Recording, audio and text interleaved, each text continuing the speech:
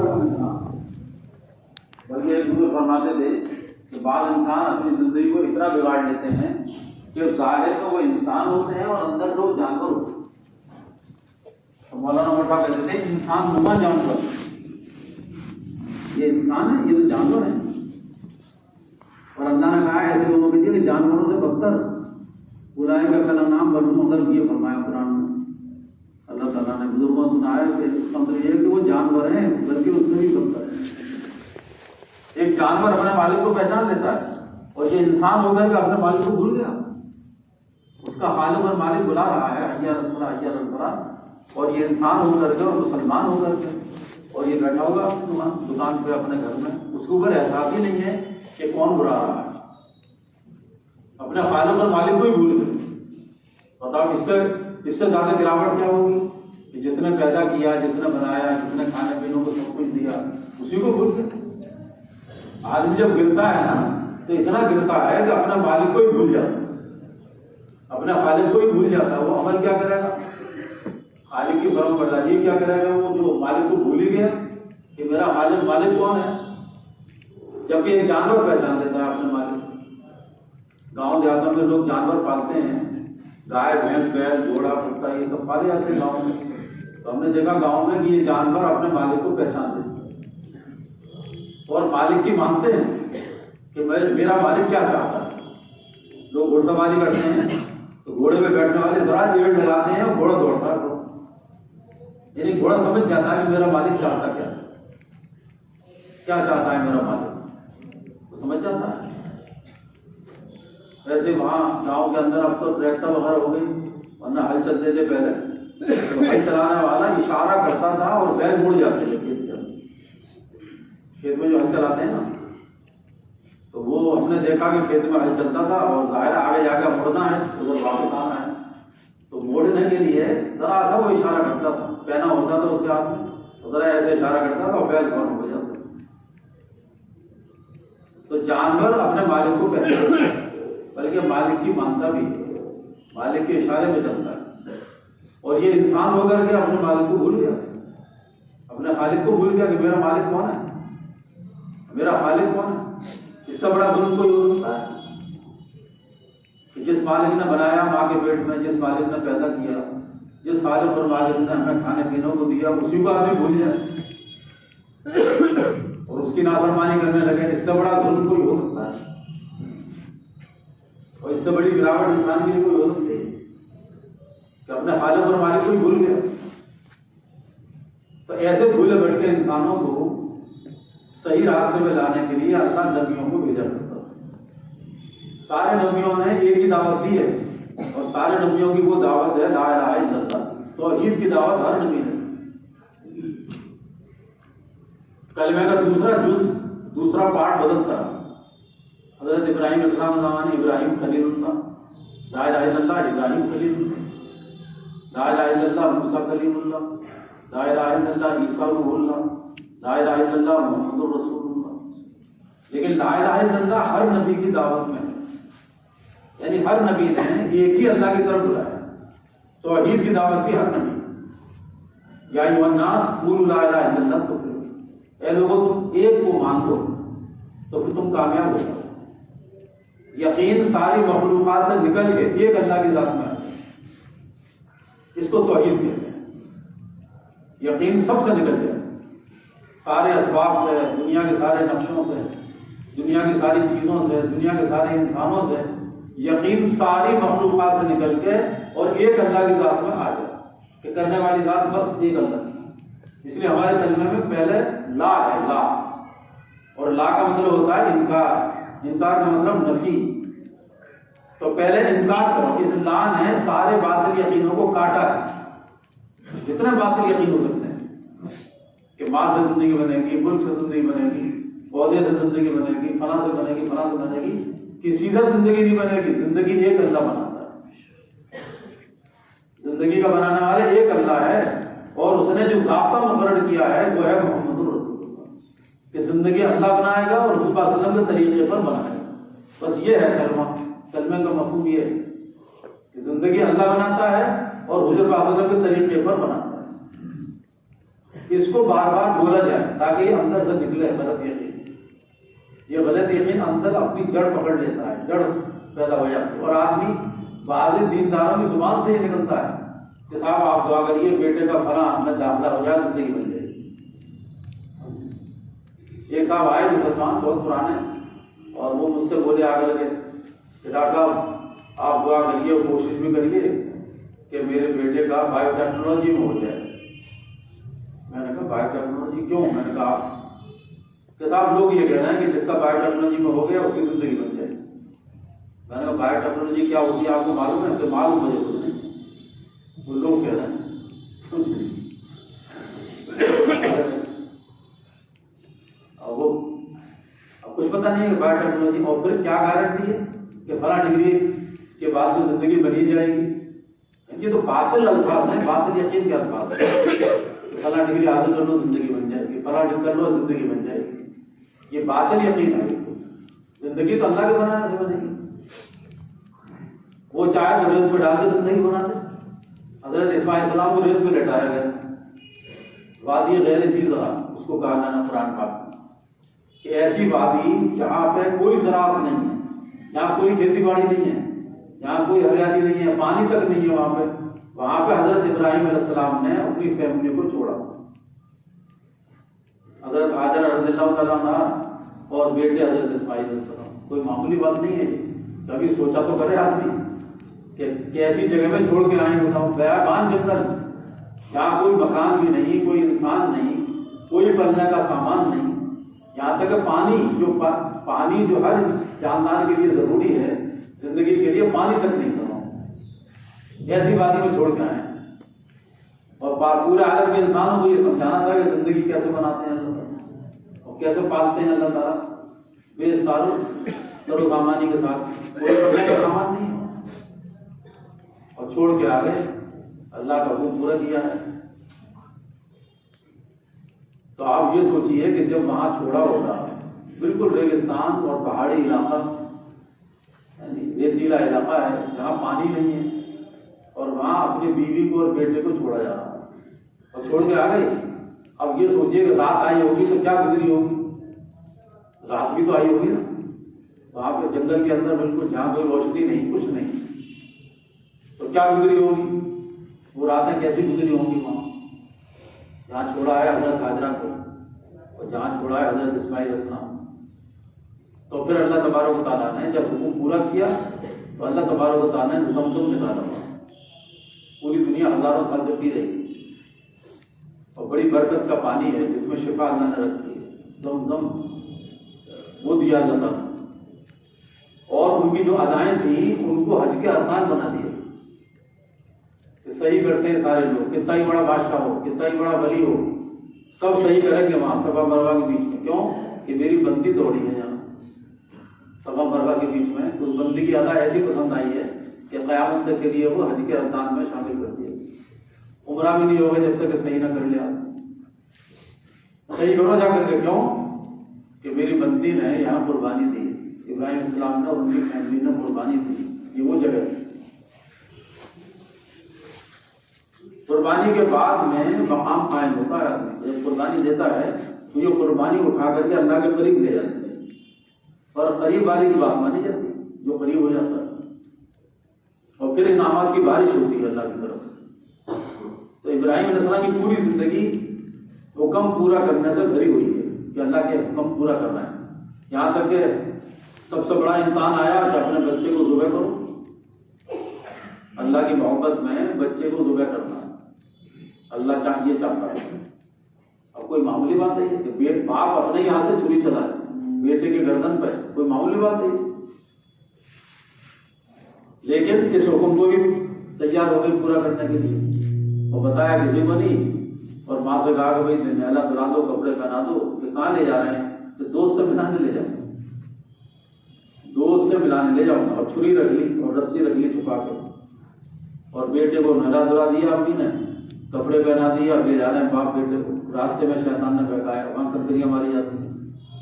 سارے حاجی جا کے کنکری مارتے ہیں وہاں جہاں راستے میں شیطان نے بہکایا. اور پھر مینا میں جس راستے سے گئے ہیں وہ سارے خلیل اس کا نام ہے عربی میں شارع خلیل، ابراہیم خلیل اللہ روڈ، تو مصفلا ایک جگہ ہے، وہاں ہو کے گزرتا ہے وہ۔ اتفاق سے ہم لوگ جب گئے حج کرنے تو اسی جگہ ٹھہرے مصفلا، تو وہی ہو کر بدلے تو وہاں لکھا ہوا تھا شارع خلیل۔ تو میں نے لوگوں سے پوچھا، انہوں نے کہا کسی راستے سے لے گئے تھے قربان کرنے کے لیے، اس لیے اس کا نام ہے خلیل اللہ روڈ۔ یہ وہ راستہ ہے جس راستے سے حضرت ابراہیم علیہ السلام اپنے بیٹے کو ذبح کرنے کے لیے لے گئے، مینا کی طرف جاتا ہے وہ راستہ شارع خلیل۔ اور مینا میں جا کے جہاں لٹایا تھا وہاں پہ مسجد اسماعیل بنی ہوئی ہے، اس کا نام ہی مسجد اسماعیل ہے۔ تو وہاں ہم نے جا کے نماز پڑھی تو لوگوں نے بتایا کہ یہاں لٹایا ذبح کرنے کے لیے، یہ وہ جگہ ہے۔ ان کی یادگار میں مسجد بنا دی ہے مسجد اسماعیل کے نام سے۔ اب وہاں جا کے بیٹے کو بتایا کہ بیٹا اللہ یہ چاہتا ہے کہ میں تجھے اللہ کی محبت میں قربان کروں، مطلب مفہوم ہے اس کا یہ۔ تو بیٹے نے جواب دے دیا، وہ جواب اللہ کو ایسا پسند آیا ہے کہ اس جواب کو اللہ نے قرآن میں بیان کیا، قرآن میں ذکر کیا۔ یعنی بیٹے نے گردن جھکا دی کٹوانے کے لیے کہ میری گردن حاضر ہے، اور کیا کہا کہ ابا جان آپ اپنا کام پورا کریے، انشاءاللہ مجھے صابر پائیں، آپ کو جو حکم ملا ہے آپ پورا کریں، انشاءاللہ آپ مجھے صابر پائیں گے۔ یعنی میری گردن حاضر ہے کٹوانے کے لیے، ذبح کرنے کے لیے، آپ ذبح کر دیں۔ تو اللہ کو یہ ادا اتنی پسند آئی ہے تو علماء کرام یہ کہتے ہیں کہ وہیں سے اسلام کا لفظ نکلا ہے۔ اسلام کا معنی ہوتے ہیں اللہ کے حکم کے سامنے سر جھکا دینا، گردن جھکا دینا، یہ اسماعیل علیہ السلام نے کیا۔ تو ابراہیم علیہ السلام ذبح کرنے کو تیار اور حضرت اسماعیل علیہ السلام ذبح ہونے کو تیار۔ تو یہ سمجھ لیجیے کہ وہ ایک بہت بڑا امتحان ہے، وہ معمولی آزمائش نہیں تھی، اور اللہ تعالیٰ نے وہ قربانی قبول کی اور ابراہیم علیہ السلام کے ذریعے چلائی انہوں نے، لیکن اللہ نے ایک دمبا بھیج دیا، وہ دمبا صبح ہو گیا، اسماعیل السلام کو اللہ نے بچا لیا اور قربانی قبول ہو گئی، اور ابراہیم السلام کے لیے سلام آ گیا تھا، اور قیامت تک کے لیے قربانی زندہ ہو گئی۔ اربوں خربوں قربانیاں ہوتی رہیں گی قیامت تک، اسے قربانی کیا بقرعید کے موقع پر، قربانی اتنی بڑی چیز۔ اور پھر اللہ نے اپنی انعامات کی بارش کی دونوں کے اوپر، اور یہ کہتے ہیں علماء کرام کہ ابراہیم علیہ السلام کو ابو الانبیاء کہا جاتا ہے، یعنی حضرت ابراہیم السلام کے بعد جتنے نبی آئے وہ آپ کی اولاد میں، اور آپ کی اولاد کی دو شاخیں بنی ہیں، ایک بنی اسرائیل ایک بنی اسماعیل۔ بنی اسرائیل میں ہزاروں نبی پیدا کیے، اور بنی اسماعیل میں سارے نبیوں کے امام جناب رسول اللہ صلی اللہ علیہ وسلم پیدا کیے۔ آپ بنی اسماعیل میں سے دو شاخیں بنی اولاد کی، اور آپ کو ابو الانبیاء کہا گیا، انبیاء کے ابا، انبیاء کے باپ۔ اللہ کے پیارے رسول حضرت فرماتے تھے کہ میں اپنے باپ ابراہیم کی دعا ہوں، اور میں اپنی ماں آمنہ کا خواب ہوں، اور میں اپنے بھائی عیسیٰ کی پیشن گوئی ہوں۔ آپ اپنے بارے میں یہ کہتے تھے کہ میں اپنے باپ ابراہیم کی دعا کا نتیجہ ہوں، میرے باپ ابراہیم نے دعا مانگی، میرے لیے دعا مانگی، اللہ کے رسول کے لیے دعا مانگی ابراہیم السلام، لیکن قربانی ہو چکی ہے، قربانی دے چکے ہیں، تو قربانی کے بعد دعا میں جانا۔ حضرت مولانا سعید احمد خان صاحب یہاں آتے تھے تو یہ فرماتے تھے کہ آج ہماری دعائیں قربانیوں سے خالی ہیں، یہ کہتے تھے آج ہماری دعائیں قربانیوں سے خالی ہو چکی ہیں، اس لیے دعائیں بے جان ہو چکی ہیں، کیونکہ دعا میں جان آتی ہے قربانی کے بعد۔ جب آدمی قربانی دیتا ہے اللہ کے دین کے لیے، اللہ کے لیے، تو پھر دعا جاندار بن جاتی ہے قربانی دینے کے بعد۔ تو قربانی دی گئی ہے، اب دعا میں جان آ گئی۔ اب ابراہیم السلام جو دعا مانگ رہے ہیں وہ قبول ہو رہی ہے اللہ۔ تو ابراہیم السلام نے مانگا باقاعدہ اللہ تعالیٰ سے، اور پھر حکم ہوا کہ ہمارا گھر بناؤ۔ چنانچہ بیت اللہ جس کی طرف ساری دنیا میں نماز پڑھی جاتی ہے اور بیت اللہ کا حج کیا جاتا ہے، اس گھر کو بنوایا ان دونوں سے۔ حضرت ابراہیم السلام معمار ہیں جو راج ہوتا ہے، اور حضرت اسماعیل علیہ السلام مزدور ہیں جو گارا مٹی دیتے ہیں، یہ اور دونوں باپ بیٹے مل کر کے اللہ کا گھر بنا رہے ہیں، دیوار اٹھا رہے ہیں۔ اور جیسا آپ نے دیکھا ہوگا کہ مزدور جب کام کرتے ہیں نا تو گنگناتے رہتے ہیں، آج کل تو بیکار کی چیز ہے وہ گاتے رہتے ہیں، لیکن ان کا ایک طریقہ ہوتا ہے گنگناتے رہتے ہیں. تو یہ دونوں باپ بیٹے اللہ کا گھر بنا رہے ہیں اور کیا پڑھ رہے ہیں؟ ربنا تقبل منا انک انت السمیع العلیم. یہ دعا پڑھ رہے ہیں کہ اللہ تعالیٰ ہماری اس خدمت کو آپ قبول کر لیجیے. بیت اللہ کی دیواریں اٹھا رہے ہیں دونوں اور اللہ کا گھر بنا رہے ہیں بیت اللہ. اور جب گھر بن کے تیار ہو گیا تو اللہ کی بارگاہ میں عرض کیا کہ اللہ تعالیٰ آپ کا گھر بن چکا ہے, آپ کا مکان بن گیا. تو اللہ نے ارشاد فرمایا کہ ابراہیم آواز دو مسلمانوں کو, آواز لگاؤ تاکہ مسلمان اس گھر کی طرف آئیں. تو عرض کیا کہ اللہ تعالیٰ میری آواز کہاں تک پہنچے گی؟ تو فرمایا کہ آواز لگانا تمہارا کام ہے اور پہنچانا ہمارا کام. کتابوں میں لکھا ہوا ہے کہ عالم ارواح تک پہنچایا اللہ تعالیٰ اس آواز کو, اور جس روح نے جتنی دفعہ لبیک کہا ہے اتنی دفعہ حج کرے گا. بعض روحیں ایسی ہوتی ہیں نا, انہوں نے لبیک دمادم لبیک لبیک کہتی چلی گئی تو دنیا میں اتنا ہی حج ان کو نصیب ہو, وہاں تک پہنچا دی عالم ارواح. کائنات کے اندر جتنی چیزیں تھیں ہر چیز نے اس آواز کو سنا جو حضرت ابراہیم السلام نے آواز لگائی. اور پوری دنیا سے مسلمان بیت اللہ کی طرف پہنچتے ہیں پوری سال عمرہ ہوتا رہتا ہے, پھر حج کا زمانہ ہوتا ہے. تو میرے پیارے بھائیوں, اللہ کے یہاں قربانی مطلوب ہے, مقصود ہے. اللہ تعالیٰ نے ہر ایمان والے کو قربانی دینے کے لیے پیدا کیا, اور دنیا کے لیے وہ قربانی دیتے ہیں. ایسی بات تھوڑی دنیا کے لیے قربانی نہیں دیتا. دنیا کے لیے آدمی کتنی کتنی قربانی دے رہا ہے. 8-10 گھنٹے کی جاب ہو رہی ہے, 10 گھنٹے. ایک لڑکے سے میں نے پوچھا کہ بھائی کیا ہو رہا ہے, آپ کیا کر رہے ہو آج؟ کہا ایک دکان پہ کام کرتا ہوں. میں نے کس وقت جاتے ہو؟ کہ صبح 9 بجے جاتا ہوں. میں نے کہا تھا کس وقت ہو؟ کہ رات کے 10 بجے. رات کے 9-10 بجے آتا ہوں, صبح 9 بجے جا کر 12 گھنٹے کی ڈیوٹی دے رہا ہے. کتنے قربانی دے رہا ہے. کتنے لوگ ایسے ہیں جن کی فیملی یہاں رہتی ہے اور خود دوسرے ملک میں رہتے ہیں. ہم پڑوس میں جانا ہوا میرا اپنے عزیزوں سے ملنے کے لیے, تو اوکاڑا ایک جگہ ہے, وہاں پہ ایک شہر ہے اوکاڑا. تو وہاں پہ ہمارے بھائی تھے, وہ ہمیں لے کے گئی. تو گرمی کا زمانہ تھا اور باہر آنگن میں ہم دونوں سوئے ہوئے تھے. سونے کے لیے مطلب تیاری کر رہے, رات کا 11 بجے کا ٹائم تھا. تو ایک گھر سے آواز آئی جیسے کوئی ٹیپ ریکارڈر بجا رہا ہے. کئی سال پہلے کی بات ہے. تو جیسے ٹیپ ریکارڈر بجتا ہے اس طرح کی آواز آئی. تو میں نے ان سے پوچھا, میں نے کہ آواز کہاں سے آ رہی؟ تو انہوں نے کہا کہ یہاں پہ ایک عورت ہے اور وہ جوان لڑکی ہے اور 2 سال پہلے اس کی شادی ہوئی ہے. ابھی 2 سال ہو گئے ہیں اور ایک بچی ہے اس کے پیدا ہوئی ہے 2 سال کے بعد. اور 2 سال ہی ہوئے تھے شادی کو, اتنے میں اس کے شوہر کی نوکری لگ گئی مسقط میں. تو شوہر مسقط چلا گیا اور نوکری اتنی نہیں ہے کہ وہ اپنی بیوی کو لے جا سکے, فیملی کو وہاں رکھ سکے. تھوڑے سے پیسے ملتے ہیں اسے وہاں. تو ابھی شادی کو 2 سال ہوئے ہیں, بچی ہوئی ہے چھوٹی. تو اس نے اپنی آواز بھر کے ٹیپ میں, پہلے وہ کیسٹ آتے تھے کہ کیسٹ میں آواز بھر کے بھیج دی ہے یہاں پہ, اور اس نے اپنی اور بچی کی آواز بھر کے وہاں بھیج دی ہے اس کے پاس.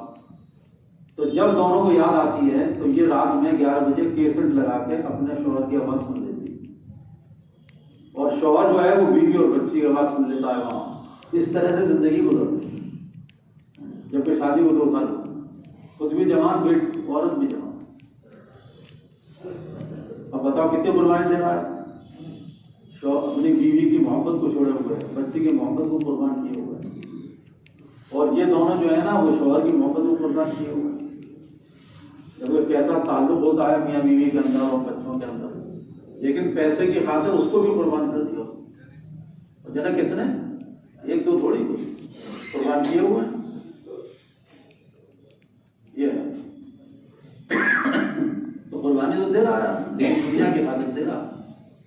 اسی قربانی کا تعلق یعنی وہ اللہ کے دین سے ہو جائے تو پھر اس کا درجہ کہاں سے کہاں پہنچ جائے گا. آخرت میں کتنا بڑا درجہ ہوگا, کتنا بڑا ثواب, اور دنیا میں کیسے کیسے فیصلے ہو سکتے ہیں اگر مسلمان اللہ کے دین کی قربانی کے لیے تیار ہو جائے. جو دنیا کے لیے دے رہا ہے, ایسا نہیں کہ قربانی نہیں دے رہا ہے, دے رہا ہے آدمی, لیکن اللہ کے دین کے لیے قربانی یہ سمجھ میں نہیں آتا. تو اس کے لیے قربانی دو, جان کی بھی قربانی ہے, مال کی بھی قربانی ہے, صلاحیت کی بھی قربانی ہے. اللہ بھی چاہتا ہے قربانی دو ہمارے دین کے لیے. جان لگاؤ، مال لگاؤ، اپنی صلاحیتوں کو لگاؤ اللہ کے دین کے لیے. اس کا تو حکم ہے باقاعدہ، تجاہدون فی سبیل اللہ باموالکم وانفسکم. اللہ صاف طور پر قرآن میں کہہ رہا ہے کہ اللہ کے راستے میں کوشش کرو اپنے مال سے اور جان سے. اللہ چاہ رہا ہے اس کو، اللہ پسند کر رہا ہے اس چیز کو کہ میرے راستے میں نکلو اور میرے راستے میں مال بھی لگاؤ، جان بھی لگاؤ. تجاہدون فی سبیل اللہ. مولانا محمد عمر صاحب اس کو بیان کرتے تھے، میں نے خود سنا ان کے زبان سے کہ اللہ تعالیٰ نے جو فرمایا نا تجاہدون، یہاں پہ دین کی کوشش مراد ہے. یہ فرمایا مولانا محمد عمر صاحب نے کہ اللہ تعالیٰ یہ چاہ رہا ہے کہ کوشش کرو اپنے مال سے اور جان سے. اپنا مال خرچ کرو اللہ کے دین کے لیے اور اپنی جان لگاؤ اللہ کے دین کے لیے. تو کیا ہوگا کہ یہ دونوں چیزیں بے قیمت ہو جائیں گی. آج جان بھی قیمتی ہے، مال بھی قیمتی ہے آدمی کی نظر. یعنی مال کو بھی چھپا چھپا بچا بچا کر رہا ہے. میرا مال، میرا اکاؤنٹ، میرا بیلنس، بینک بیلنس، میری پراپرٹی، اس کو بچا بچا کر رہا ہے، سیونگ. اور جان کو بھی قیمتی بنا رکھا ہے. جان بھی میری قیمتی ہے کہ صاحب میں کیسے کر سکتا ہوں، میرے لیے تو اتنے مسئلے ہیں نہیں کہ مجھے نیچے نیند نہیں آتی ہے، فلاں بہت سی چیزیں آدمی بنا لیتا ہوں، اپنی جان کو اتنا قیمتی بنا لیتا. جب اللہ کے راستے میں نکلتا ہے تو جان بھی بے قیمت ہوتی ہے اور مال بھی بے قیمت ہوتا ہے. یعنی مال جو بے قیمت ہوگا نا وہ مال خرچ کرنے سے ہوگا. کہ جب آدمی اللہ کے راستے میں مال لگائے گا اللہ کے دین کے لیے تو مال کی اہمیت اور محبت نکلے گی دل سے، اور دین کی اہمیت اور محبت آئے گی دل کے اندر. کیونکہ یہ بنیادی اصول ہے کہ مال جس کے لیے خرچ کیا جاتا ہے تو اس کی محبت تو آتی ہے دل میں، اور مال کی محبت نکلتی ہے. یعنی مال کی محبت نکلتی ہے، یہ ہوتا ہے، محبت آ جاتی ہے دل کے اندر. جس کے لیے مال لگایا جاتا ہے اس کی محبت آ جاتی ہے. کئی سال پہلے سائیکل ہم چلاتے تھے تو ہمارے والد صاحب نے کہا کب تک تم سائیکل چلاؤ گے، کوئی سواری خرید لو، اسکوٹر ہوگا. تو ہمارے عزیز تھے وہ شہر میں، تو وہ ایک سیکنڈ ہینڈ اسکوٹر لے کے آئے ہمارے گھر. دروازے کے سامنے انہوں نے کھڑا کر دیا اسکوٹر کو اور اندر آگے بولے کہ یہ میں نے لے آیا ہوں دکھانے کے لیے، آپ دیکھ لیجیے، اور اگر وہ 10,000 روپے کا ہے، یہ سیکنڈ ہینڈ ہے، ابھی اس کو چلائیے تاکہ ہاتھ صاف ہو جائے، اس بعد میں نیا خرید لیجیے. بچارے ہمدردی کہنے لگے، بچے سن رہے تھے، چھوٹے چھوٹے بچے تھے ہمارے، وہ بھی آگے جلدی سے اسکوٹر کی بات سن کے، بچوں کو زیادہ شوق ہوتا ہے تو بچے بھی سننے لگے. تو میں نے جا کے دیکھا باہر والد صاحب بھائی لے لو، یہ تو سمجھ تو ہے، یہ تو خود جانتے ہیں اس لائن کے آدمی ہیں، مجھے تو یہ تو اچھا معلوم ہو رہا ہے، تمہیں ضرورت بھی ہے یہ. اور والد صاحب نے کہا میرا بھی ذہن بنا. تو بچے ساتھ ساتھ جو بات ہو رہی تھی بچے سن رہے تھے. تو میں نے جیسے ان سے کہا کہ ٹھیک ہے بھائی بات ہو گئی، اب میں انشاءاللہ آپ کو کل پرسوں میں پیسے دے دوں گا، آپ کو چلے لے جائیے سر، کاغذات لے کے پھر آ جائیے کل پرسوں اس آدمی نے جس کا یہ ہے، میں آپ ہی کو پیمنٹ کروں گا. بچوں نے یہ سن لیا. اتنی دیر میں پھر میں چائے وائے بنوائی، چائے پی رہے تھے، اتنے میں دیکھا کہ دونوں بچے باہر کپڑے سے اسکوٹر صاف کرنا. تو وہ جو لے کے آئے تھے انہوں نے دیکھا ہے یہ تو اسکوٹر صاف کرنے لگے. تو مجھے پھر بلایا کہ دیکھنا ڈاکٹر صاحب ذرا ابھی بات ہوئی ہے اور ابھی آپ نے پیمنٹ بھی نہیں کیا ہے، جب تک اسکوٹر سے موقع ہے کہ ابا نے بات کر لی ہے اور ابا لے لیں گے. ایسا تو بچے اسکوٹر کپڑے سے صاف. میں نے دیکھو یہ ہوتا ہے کہ ابھی پیمنٹ ہوا بھی نہیں، ابھی صرف بات ہوئی ہے کہ بھائی ہم 10,000 روپے تک دے رہے تھے تمہیں. تو بچے سمجھ گئے کہ اب تو یہ اسکوٹر ہمارا ہی ہو گیا، ہو جاتے اس طرح سے، تو ابا دے دیں گے پیسے. تو اندر سے وہ لے کے کپڑے سے صاف کر رہے ہیں. یہ فطری چیز ہوتی ہے کہ آج بھی جس کے لیے مال لگا دیتا ہے. ہم ایک مکان میں رہتے تھے، کرائے کے مکان میں، تو سائیکل ہم چلاتے تھے، 24 سال سائیکل چلائی. تو سائیکل کو ہم کھڑا کرتے تھے تو اکثر میں دیوار سے ہٹا کے کھڑا کرتا تھا. کبھی کبھی ایسا ہوتا تھا کہ وہ دیوار کے سے ٹچ ہو جاتا تھا اس کا ہینڈل. تو سب ہماری مکان مالکہ تھی تو کبھی کبھی وہ راؤنڈ لیتی تھی ہماری طرف جہاں ہم رہتے جو خود اس پورشن میں. تو ذرا سا نشان لگ گیا تھا دیوار پہ ہینڈل کا، سائیکل کے ہینڈل کا. تو ایک دن مجھ سے کہنے لگے فرائم صاحب میری پوری زندگی کی کمائی اس میں لگی ہے مکان کے اندر، آپ سائیکل ہٹا کے کھڑا کیا ہے. یہ مجھ سے کہا کہ میری پوری زندگی کی کمائی اس مکان میں لگی ہے، لیکن آپ سائیکل میں نے دیکھا ہے وہ نشان پڑ گیا ہے دیوار کو، اتنا سا نشان تھا صرف ایک دوری ہوگا ہینڈل کا نشان. تو مجھ سے کہنے لگی کہ آپ سائیکل کو ذرا ہٹا کر کھڑا کیا کر دیوار سے، اس میں میری پوری زندگی کی کمائی لگی ہے. یہ تو شروع میں جو ہم مکان میں شفٹ ہوئے تب انہوں نے کہا. اللہ ان کی مغفرت فرمائے۔ اس کے بعد بڑی انہوں نے ہمارے ساتھ ہمدردی کی، آخر میں 6 سال بستر میں بیچاری پڑی نہیں، وہ کوئی پرسان حال نہیں تھا۔ ان کا ایک بیٹا وہ امریکہ چلا گیا، چھوڑو وہ بھی امریکہ چلے گی، اب کوئی پانی چلانے والا تک نہیں۔ ہماری اہلیہ نے خدمت کی میرا، اب وہ دعائیں دیتی تھی کہ تم تو میری بیٹی ہو، میرے بچے تم چھوڑ کے چلے گئے۔ اس وقت انہیں کچھ ہوش نہیں تھا کہ مکان میں کیا ہوگا۔ شروع میں ہم چھپ چکے تب تو یہ کہا انہوں نے، آخر انہوں نے ہوش ہی نہیں تھا۔ مکان کے کاغذات ہی مجھے دے دیے کہ تم رکھ لو، یہ میرے کاغذات ہیں، مجھے کچھ پتا نہیں میرے کب دور نکل جائے، اتنا انہوں نے وہ کیا۔ تو پھر ان کا مکان بعد میں بکا، اپنے کاغذات دے دیے جنہیں تھے، حالانکہ ہماری جگہ کوئی اور قبضہ کر لیتا۔ تو میں یہ عرض کر رہا ہوں میرے پیارے بھائیوں کہ آدمی کا مال جس پر لگ جاتا ہے نا، اس کی محبت دل میں آ جاتی ہے۔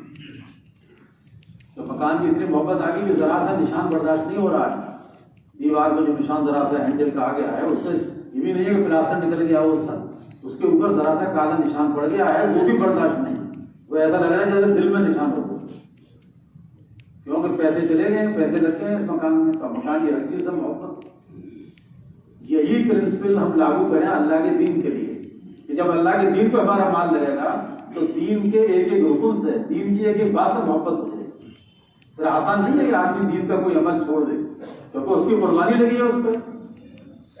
پھر آسان ہے کہ نماز چھوڑ دے گا، بڑا سوتا رہے گا بدلوں، کیونکہ لاکھوں روپے خرچ کیے اسی نماز کے لیے کہ میری نماز بن جائے، اب وہ نماز چھوڑ دے، وہ رمضان کے روزے چھوڑ دے گا جب لاکھوں روپے اس کے لگیں گے اللہ کے دین کے اوپر۔ تو یہ بار بار جو اللہ نے قرآن پاک میں بھی فرمایا، ہمارے بڑے بھی کہہ رہے ہیں کہ اللہ کے دین کے لیے مال لگاؤ اور جان لگاؤ۔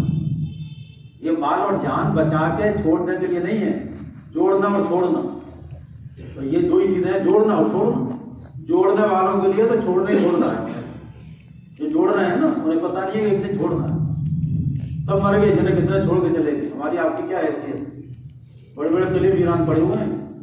ہم تو ایک دفعہ گئے تھے، ہمارے اسی لے گئے تھے قلعہ دکھانے کے لیے، تو جہاں ان کی بیگمات سویا کرتی تھی اور دیواروں میں ہیرے جڑے ہوئے تھے، وہاں ہم نے چمکا کر بیٹھی دیکھی تھی اندر، اس خاص محل کے اندر، جو خاص محل تھا ان کا بالکل، جہاں ان کی بیگمات آرام کرتی تھی، جہاں کوئی جا نہیں سکتا تھا، اور دیواروں کے اندر ہیرے جڑوا رکھتے تھے، وہاں میں نے چمکا کر بیٹھی دیکھی اور بکریوں کے جالے لگے ہوئے اور کچھ کوے بیٹھے ہوئے تھے وہاں، اور اتنی وحشت تھی کہ چند منٹ ٹھہرنا مشکل، تو بھائی نکلو یہاں سے جلدی، آپ کو اتنی وحشت، سب چھوڑ کے چلے خالی پڑے ہوئے ہیں بڑے بڑے قلعے جن کو لوگ گھومنے جاتے ہیں۔ سوچا تو صحیح کہ یہ کسی نے بنوائے ہوں گے، نہیں بنوائے، یہ بنانے والے کہاں چلے گئے؟ اس لیے شاعر نے کہا کہ قلعے خاک میں اہل شان کیسے کیسے، بڑی بڑی شان والے خاک میں مل گئے، کیا حیثیت ہے کسی کی موت کے سامنے جب موت آتی ہے؟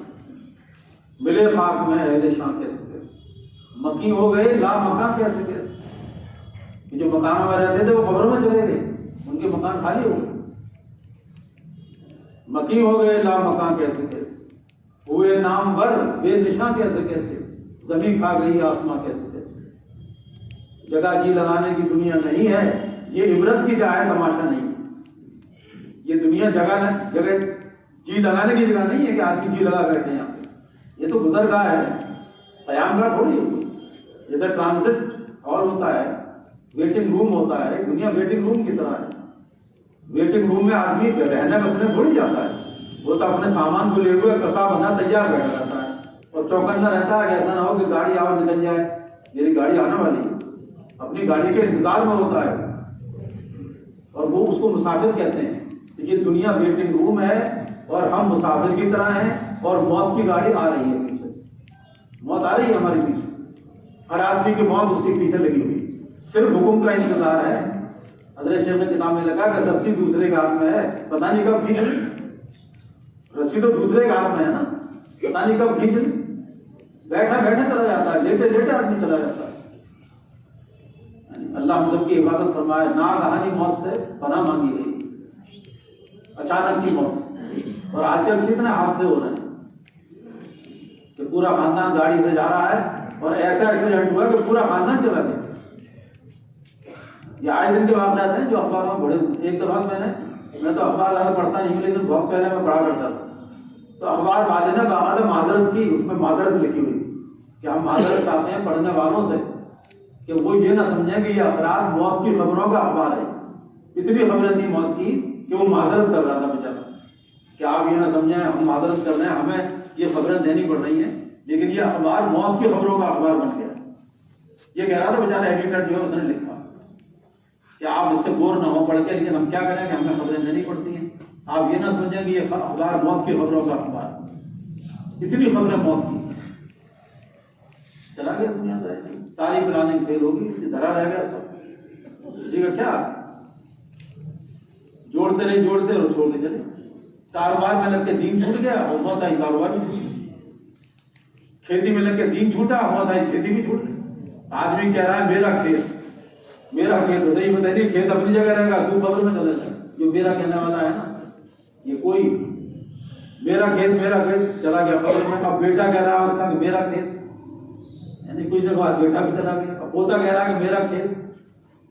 یہ میرا کہنے والے سب قبر میں جانا، کھیت اپنی جگہ پہ. یہ دنیا کس کا ساتھ دے گی؟ آج تک کسی کا ساتھ دیا ہے دنیا نے؟ ہر ایک کو جانا ہے یہاں سے، ہم سب مسافر ہیں اور ہماری موت پیچھے سے آنے والی ہے اور کون کب چلا جائے کچھ پتا نہیں. بعض مرتبہ دادا بیٹھا رہتا ہے، پوتا چلا جاتا ہے. یہاں ادرا ایک گاؤں ہے، ہماری جماعت کے وہاں ادرا میں، تو ہم پہلے سائیکل سے ادرا پہنچ جاتے تھے، چھوٹا جب رہتے. تو وہاں پہ پہنچے مسجد میں. اسی دن ایک صاحب کے بیچارے ان کی 80 سال کی عمر، وہ روتے ہوئے مسجد میں آئے. پہلے سمجھاتے تھے بچے دعوت پہ کام کرنے والے پرانے. تو ہم نے سوچا ظاہر کوئی حادثہ پیش آیا ہے، ہم ان کے پاس آگے بات کیا ہوگی. تو نماز بیچارے پڑھنے آئے تھے مسجد میں، 2 رکعت نماز پڑھنے آئے تھے. اسی وقت میں جب انہوں نے پوچھا تو بتایا کہ میرا جوان پوتا ختم ہو گیا. وہ ٹرک چلاتا تھا تو ایکسیڈنٹ میں چلا گیا، اس کا جنازہ آنے والا ہے. تو میں مسجد میں آ گیا ہوں کہ یہی حکم دیا گیا کہ جب مصیبت آئے تو نماز سے سہارا لو. اس سے بڑی مصیبت میرے لیے کیا ہوگی کہ میرے جوان پودے کا جنازہ آنے والا ہے. تو وہ نماز پڑھنے بیچارے مسجد میں آئے تھے کہ صاحب ہم نے جماعت میں نکل کے یہی سیکھا ہے کہ جب مصیبت آئے تو صبر اور نماز سے سہارا لو. تو ابھی خبر آئی ہے کہ وہ ٹرک چلا رہا تھا اور ایکسیڈنٹ ہو گیا اور وہ ختم ہو گیا. جوان لڑکا 20-22 سال ڈرائیور تھا. تو جنازہ آنے والا ہے، میں مسجد میں چلی آ گیا. تو دادا بیٹھا ہوا ہے، پوتا چلا گیا. جوان پوتا جا رہا ہے اور بوڑھا دادا گیا، وہ بیچارہ نماز پڑھ رہا ہے پوتے کے سامنے. موت اس کا نام ہے. کسی کو نہیں دیکھے گی، کسی کو نہیں چھوڑے گی. جس کا وقت آئے گا اسے جانا ہی جانا ہے. یہاں مٹوئی میں جائیے، دفن کرنے کے لیے جاتے ہیں ہم لوگ، تو اس کے دروازے پہ نیلا بورڈ لگا ہوا، اس پر دعا لکھی ہوئی کہ زندہ لوگ جب جنازے لے کے آئیں تو کیا پڑھیں. زندہ لوگوں کو کیا پڑھنا ہے جب قبرستان آئے. تو وہ دعا لکھی ہوئی ہے، وہ پڑھتے ہیں لوگ سب. السلام علیکم یا اہل القبور یغفر اللہ لنا ولکم وانتم سلفنا نحن بالرسل. یہ اصل آخری جملہ جو ہے وہ یہ انتم سلفنا نحن بالرسل. یعنی زندہ آدمی جب قبرستان جاتا ہے تو ان مردوں سے کہتا ہے، جو قبرستان والے ان سے گویا کہتا ہے کہ تم آگے چلے گئے ہو اور ہم تمہارے پیچھے جا. یہ زندہ آدمی دعا ہے، یہ باقاعدہ جو پڑھتے ہیں ہم اور آپ سب. اور اس دعا کا مفہوم یہ ہے آخری جملے کا کہ زندہ آدمی مرنے والوں سے یہ کہہ رہا ہے کہ آپ لوگ آگے چلے گئے، آپ کا نمبر پہلے آ گیا ہے اور نحن بالرسل ہم آپ کے پیچھے بھی جا رہے ہیں، ہمارا بھی نمبر آنے والا. اس لیے بزرگ جا رہے تھے جنازے کے ساتھ تو کسی نے ان سے پوچھ لیا، جیسے پوچھ لیتے ہیں آپ تو یہ کس کا جنازہ ہے. تو ان بزرگ نے فرمایا کہ تیرا جنازہ ہے. یہ فرمایا. پوچھنے والے سے کہا کہ تیرا جنازہ ہے، حالانکہ آدمی برا مان جائے گا نہیں. اگر کسی نے نظر تو پوچھے تو یہ تیرا جنازہ برا مان جائے گا آج تک. تو پھر فرمایا کہ اگر تجھے یہ بات بری لگے تو میرا جنازہ ہے، میں اپنے لیے کہہ رہا ہوں میرا جنازہ. پھر انہوں نے بتایا کہ بات یہ ہے کہ اب اس کی کوئی ضرورت نہیں ہے زیادہ، کس کا ہے کیا ہے، اپنے جنازے کی فکر کرو. یہ تو چلا گیا، ہمیں جانا ہے. یہ تو چلا گیا، ایسے تو آ گئی موت، اب ہمیں موت آنی ہے. اپنی موت کو یاد کرو اور اپنے جنازے کو یاد کرو کہ ایک دن میرا بھی جنازہ ایسے اٹھایا جائے، میں بھی لایا جاؤں گا یہ قبرستان کے اندر. تو میرے پیارے بھائیوں، بہت اہم مسئلہ ہے آخرت کا. معمولی مسئلہ نہیں ہے کہ آدمی ٹال دے اس کو کہ دیکھا جائے گا. دیکھا کیا جائے؟ اس وقت کیا دیکھا جائے؟ آج کے امتحانوں کا زمانہ ہے، کوئی اسٹوڈنٹ یہ کہے پڑھائی لکھائی کے دوران کوئی اس سے سمجھائے کہ بیٹا تیاری کر لو تمہارا امتحان آنے والا ہے، اور سمجھانے والے سے یہ کہے کہ دیکھا جائے گا جب امتحان آئے، تو ایسے اسٹوڈنٹ کو کیا کہا جائے؟ یہ کتنا ناسمجھ ہے۔ جب پیپر ہاتھ میں آ جائے گا تو اس وقت کیا دیکھا جائے؟ جب تیرے ہاتھ میں پیپر آ جائے گا امتحان تو اس وقت کیا دیکھے گا؟ دیکھنا ہے تو پہلے دیکھ لے، امتحان سے پہلے امتحان کی تیاری ہے، امتحان کے وقت کیا دیکھا جائے؟ اور بعض چاہے تو ایسی بات کہہ دیتے ہیں گشت میں جاؤ، تو بعض ہم نے خود یہ جملے سنے گشتوں میں، ارے مولانا آپ تو یہ کہہ رہے ہیں چلے 4 مہینے اور گشت، مجھے تو مرنے تک کی فرصت ہے، یہ کہہ دیتے ہیں تم جاہل جو ہے نا، مرنے تک کی فرصت، بتاؤ مرنے کے لیے فرصت کی ضرورت ہے؟ جب فرصت ہوگی تب مروں گا میں؟ اتنے جہالت کی بات کہہ دیتے ہیں، ارے صاحب ہمیں تو مرنے تک کی فرصت ہے۔ بات کیا ہے کہ دنیا نے ایسا پھانس لیا کہ آخرت کی ایمان کی دین کی بات اثر ہی نہیں کر رہی، اتنے غفلت میں پڑ گئے آدھی ایمان۔ ایک دکان سے ہم سامان لیتے تھے، وہاں گئے تو میں اس دکاندار کو دعوت دیتا تھا، ہمارے بڑے یہی کہتے ہیں کہ بھائی دعوت تو ہر جگہ ہے، یہ تھوڑی کہ چلے 4 مہینے میں دعوت دی جائے گی، ہر جگہ دائی تو ہر وقت ہے نا، جب ڈاکٹر بن جاتے ہیں، اب ڈاکٹر تو 24 گھنٹے کا ڈاکٹر ہے، وہ اگر سو رہے ہیں تو کیا کہیں گے ہم؟ کوئی سو رہا ہے تو کیا کہتے ہیں کہ ڈاکٹر صاحب سو رہے ہیں؟ اگر کوئی واش روم میں چلے گئے ڈاکٹر صاحب ٹوائلٹ میں تو یہی کہا جائے کہ ڈاکٹر صاحب ٹوائلٹ میں، تو ٹوائلٹ میں بھی ڈاکٹر ہے کہنے کو ہے کہ نہیں؟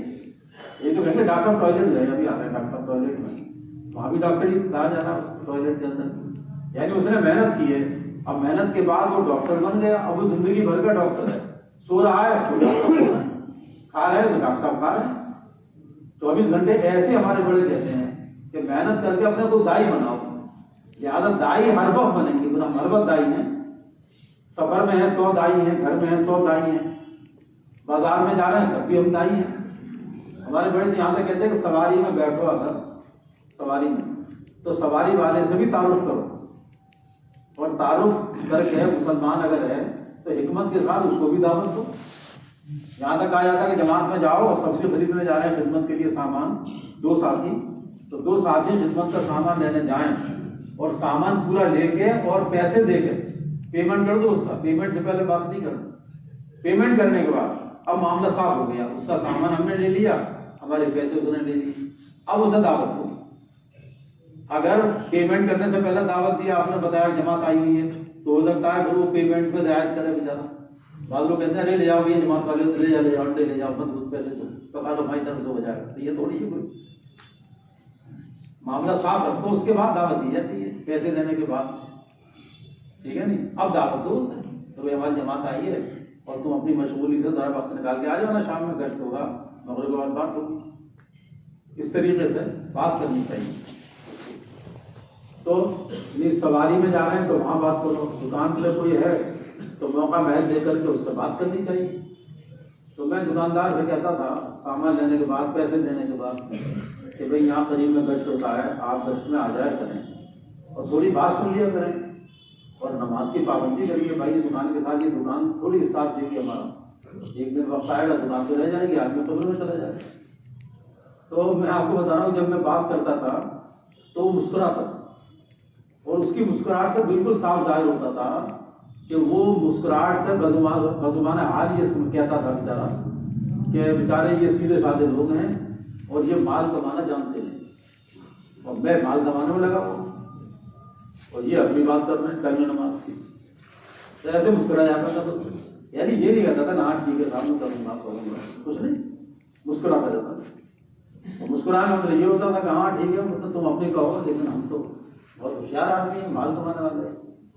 بعض لوگ کہہ بھی دیتے ہیں کہ یار یہ سیدھے سادھے لوگ ہیں، انہیں کیا پتا ہے دنیا میں کیا ہو رہا ہے، جماعت والوں کے لیے جیسے کہتے ہیں، جیسے ہمارے ڈاکٹر صاحب کہتے ہیں کہ ہمیں تو لوگ ایسا سمجھتے ہیں کہ یہ داڑھی والے تو کسی مرض کی دوا نہیں ہے، ان سے چاند کی تاریخ پوچھ لو بس۔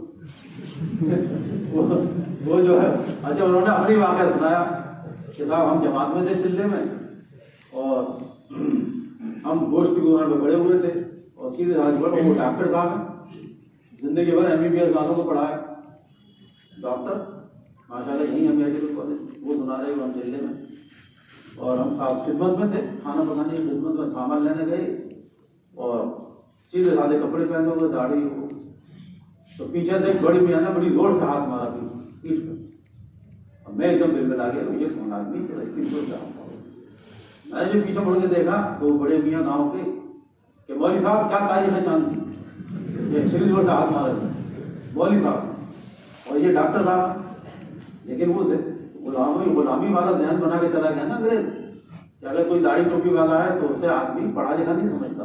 یہ تو بہت محنت کے بعد اب یہاں بازار والے ڈاکٹر صاحب کہتے ہیں شیروانی والے، جو شیروانی ٹوپی ہے پہن کے بازار میں سامان خرید رہا ہے نا، تو دکاندار بہت دنوں کے بعد اب یہ اسٹیبلش ہو گئی ہے، یہ بہت دنوں کے بعد اسٹیبلش ہوتی ہے یہ بات کہ داڑھی والوں کو بھی ڈاکٹر کہنے لگے کوئی. تو اب داڑھی والوں کو ڈاکٹر کہا جا رہا ہے. ہم جب آئے تھے یہاں پڑھنے کے لیے اس وقت مولانا کہتے تھے، ہم مولانا بولو کیا لینا ہے، مولانا بولو. ہم پی ایچ ڈی کر رہے تھے، ہم لوگ کہتے مولانا بولو کیا لینا ہے. اس وقت مولانا کہتے تھے داڑھی والوں کو، مولانا ڈپارٹمنٹ میں سب مجھ سے مولانا کہتے داڑھی والوں.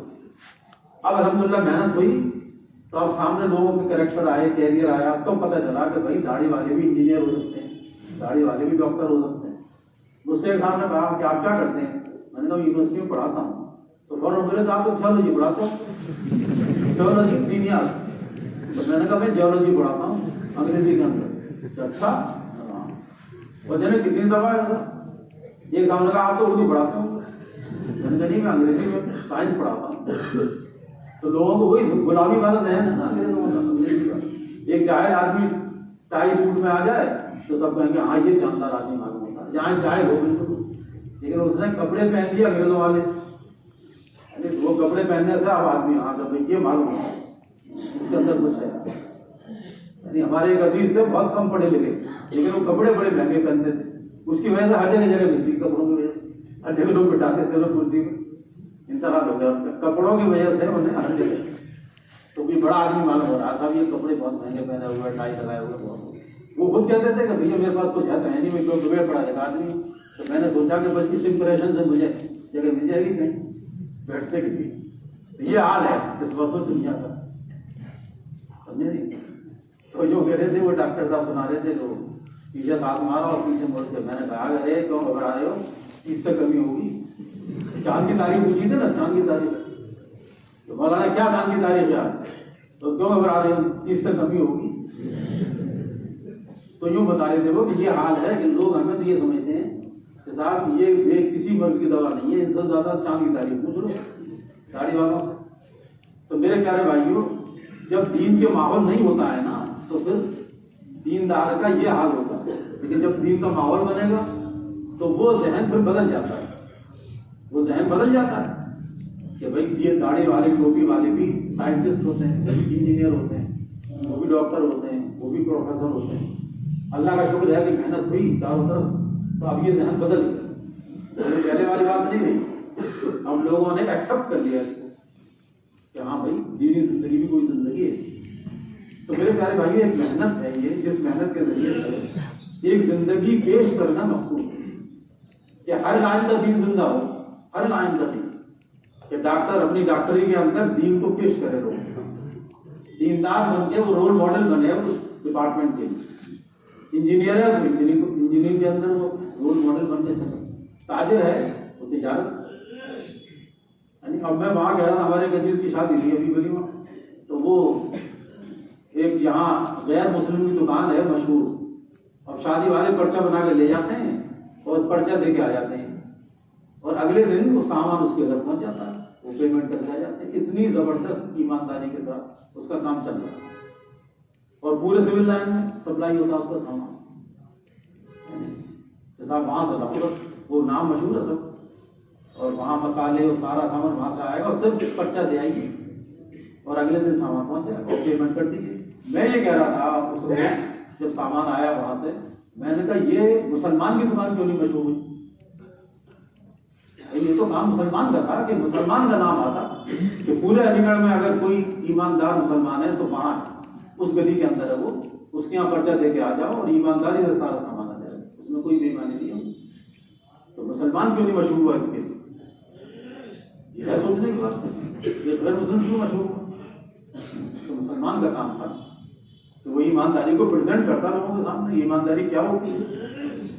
لیکن حال کیا ہے اس وقت کہ اسلام کچھ کہتا ہے مسلمان کچھ کہتا ہے. اسلام کہتا ہے کہ خریدو کا مال واپس کر دو. اگر کوئی واپس کرنے آئے اور 15 دن کے بعد 10 دن کے بعد واپس کرنے آئے تو مال دے لو اس کا واپس اور پیسے دے دو یا دوسری چیز دے دو اس کے بدلے میں. یہ اسلام کہتا ہے. اور مسلمان دکان کھولتا ہے تو اپنے دکان پہ پہلے ہی بورڈ لگا دیتا ہے کہ بکا ہوا مال واپس نہیں ہوگا. یہ پہلے لگا دیتا ہے. یعنی وہ شو کر رہا ہے اس بات کو کہ میں اسلام کو نہیں مانوں گا, اسلام میں جو ہے وہ نہیں مانوں گا. یعنی کھلے عام بغاوت بھی نہیں اسلام سے. یہ بالکل کہ دین تو یہ کہہ رہا ہے کہ بیچا ہوا مال واپس کرو, اور مسلمان اپنی دکان پہ لکھ کے لگا رہا ہے کہ بکا ہوا مال واپس نہیں ہوگا. تو جو اسلام میں ہے وہ مسلمان میں نہیں ہے, اور جو مسلمان میں ہے وہ اسلام میں. کتنا بڑا مسئلہ کھڑا ہو گیا. آج یہ حال ہو رہا ہے مسلمانوں اور اسلام کا پوری دنیا میں کہ لوگ مسلمان سے نفرت کر رہے ہیں کیونکہ مسلمان عمل ہی نہیں کر رہا ہے. اور امریکہ میں ہماری جماعت کے بعض لوگوں نے بتایا پورے امریکہ کے اندر یہ اصول ہے کہ بکا ہوا مال جو ہے وہ واپس کر لیتے ہیں. 15 دن کے بعد بھی اگر آپ جوتا واپس کرنے جائیں گے تو 15 دن کے بعد جوتا واپس کرنے کے دوسرا دے دیں گے پورے امریکہ کے اندر. تو ترقی وہ کریں گے یا یہ کریں گے ترقی تجارت کے اندر جو اسلامی اصولوں پر عمل کر رہے ہیں. حالانکہ عیسائی ہیں, عیسائی ہو کر کے اسلامی اصولوں پر عمل کر رہے ہیں, اس کی برکت سے وہ دنیا میں ترقی کر رہے ہیں عیسائی ہونے کے باوجود. اور یہ ایمان والے ہونے کے باوجود دنیا کے اندر بھی ذلیل ہو رہے ہیں, نیچے جا رہے ہیں. کیوں کہ اسلام کے خلاف آپ پریزنٹ کر رہے ہیں اپنا. کم تول رہا ہے, کم ناپ رہا ہے, دودھ میں پانی ملا رہا ہے, سامنے کھڑے ہوئے آدمی کو دھوکہ دے رہا ہے. ہماری بہن ابھی 2-3 ہفتے پہلے گھر آئی. میری بہن ٹیچرس کالونی میں رہتی ہیں, میں رہتا ہوں فردوس نگر, اور ذرا دور پڑتا ہے, جمال پور راستے میں پڑتا ہے, اور وہاں پہ پھل بیچتے ہیں. اور صرف جمال پوری کا نہیں, وہ تو ہر جگہ کہیں بھی ہو. اب وہ عورت صاحب بیچاری گروپے کے اندر وہ ہمارے گھر کے لیے پھل لے کے آئی بچوں کے لیے, سیب وغیرہ. میری ہلیا خودیے لا کر کے اب وہ چلی گئی. اس کے بعد ہلیا نے دیکھا, نکالے, کاٹے جب تو سارے پھل سڑے ہوئے سب اندر سے کٹ. اور پھل یعنی اچھا خاصا مہنگا سیب خریدا اس نے بیچاری. اور وہ بیچاری سیدھی سادھی وہ ہماری بہن ہے, اور سارے پھل سڑے ہوئے نکلے اندر سے. اور کون ہے وہاں پہ بیچنے والے قسم مسلمان. یعنی بالکل صاف دھوکہ دینا بالکل کہ بھائی یعنی یہ دیکھتے ہیں کہ کیسی نظر بچے اور وہ سڑے ہوئے ڈالو. اور پھر یہ ہو رہا ہے, یہ ہو رہا ہے, وہ ہو رہا ہے دنیا کے اندر مسلمانوں کے ساتھ. حدیث پاک کا مفہوم ہے کہ تم اپنا اور اللہ کا معاملہ صحیح کر لو تو اللہ تمہارا اور مخلوق کا معاملہ صحیح کر دے. ہم اپنا اور اللہ کا معاملہ تو صحیح کریں, اللہ نہیں دیکھ رہا ہے, تم بڑے کو بند دے رہے. اللہ کہیں چلا گیا کیا؟ تو زندگی بنے گی اور جڑے گی تمہاری زندگی. تم سکون سے رہ لو گے اس طرح دھوکہ دے کے تم رہو گے. بے ایمانی سے پیسے کما کے اور پھر کھانا یا حرام پیٹ میں جا رہا ہے تو کیا دعا قبول ہو جائے گی اور کیا نماز قبول ہوگی؟ تو مصیبتیں ہی مصیبتیں آئیں گی اور کیا ہوگا. مولانا ابراہیم صاحب مولانا عمر صاحب فرماتے تھے کہ جب بگڑی ہوئی زندگی ہوتی ہے تو مصیبتیں شکلیں بدل کر آتی ہیں.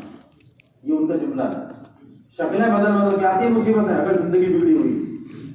اور پھر انہوں نے فرمایا کہ اگر اس نے زندگی صحیح نہ کی تو بڑی مصیبت میں اللہ تعالیٰ آخرت میں مبتلا کر دیتا ہے, موت دے کر کے ہمیشہ کی مصیبت میں چلا جاتا ہے. اور دنیا میں اس سے پہلے چھوٹی چھوٹی مصیبتیں شکلیں بدل کر آئیں گی. یہاں تک فرمایا کہ اگر کوئی مصیبت ٹلتی بھی ہے تو وہ ٹلتی نہیں ہے بلکہ شکل بدلنے جاتی ہے. اب اگلی شکل میں آنے والی ہے مصیبت کیونکہ زندگی بگڑی ہوئی ہے. زندگی اللہ کی نافرمانیوں والی زندگی ہے, بگڑی ہوئی زندگی. تو مصیبتیں شکلیں بدل کر آئیں گی دنیا کے اندر. اللہ تعالیٰ ہم سب کی حفاظت فرمائے. تو یہ زندگی کو بنانے والا راستہ ہے. اللہ کے راستے میں نکل کے زندگی کو بناؤ ایمان اور اعمال کے اعتبار سے, اخلاق کے اعتبار سے, کہ ہم اچھے انسان ہو کر کے جیے دنیا کے. ہم مسلمان ہیں, ہم اچھے انسان بنیں تاکہ دنیا میں بھلائی پھیلے ہمارے ذریعے سے. اس کے لیے اللہ نے یہ مبارک کام کیا ہے, دعوت کا کام.